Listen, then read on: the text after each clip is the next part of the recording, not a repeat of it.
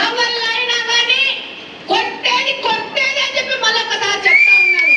కొట్టేవాడు ఇంకా పెట్టుకుంటా పోవాలా. ఆడు మాట్లాడతాడు 11 సంవత్సరాల నుంచి అధికారంలో కాక తల తిక్క ఒళ్ళు పొగురు పట్టినోడు మాట్లాడతాడు.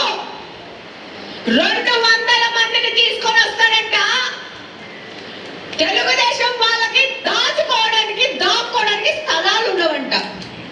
ఈ సందర్భంగా నేను చెప్తున్నాను, నేను చూసిన నా వీడియో, నేను ఈ సందర్భంగా చెప్తున్నాను మీ అందరి సమక్షంలో, 200 మందిని కాదు బాబు, దాని పక్కన ఇంకా 0 వేసుకొని తీసుకున్న ప్రాబ్లం లేదు. కానీ ఒక్క నిమిషం ఈ తెచ్చిన వాళ్ళలో మిగిలిన వాళ్ళని దాచి పెట్టుకోవడానికి ముందు స్థలాలు ఎందుకు?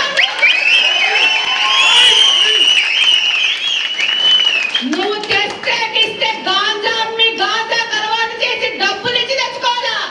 ఇక్కడ ఒరిజినల్ మా కడపలు నిన్ను గొడ్డలేని తీసి ఊరొదిలి పారిపోయి చేయకపోతే ఆ పని చేస్తే మళ్ళా ఇక్కడ తెలుగుదేశం పార్టీ పేరు తిరగరాస్తామని తెలియజేస్తా ఉన్నా. మీరా మాతో మాట్లాడేది? మా కాలి గోడి ధూనికి సరిపోవడం మీరు మాట్లాడుతున్నారు.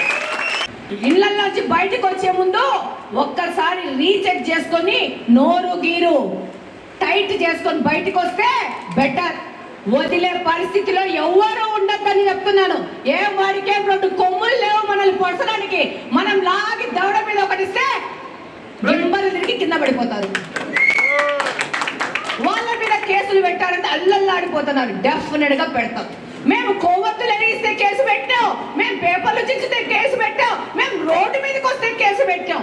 నేను ఒక మహిళని 2023వ సంవత్సరం 8వ తేదీ రాత్రి అంటే 9వ తేదీ పొద్దునకి నేను ఒక ఇన్ఛార్జిగా నన్ను అనౌన్స్ చేస్తే నా మీద ఈ రోజు 6 నుంచి 7 కేసులు పెట్టిన వాళ్ళు మీరా మాట్లాడేది బేవకూఫ్లు. రోడ్డు మీదకి వచ్చిన వాళ్ళ మీద కేసు పెట్టాను. దూరము మేము 10 సంవత్సరాలు ఈ పోస్ట్ చేసాము, 10 సంవత్సరాలు ఆ పోలీస్ చేసినాము.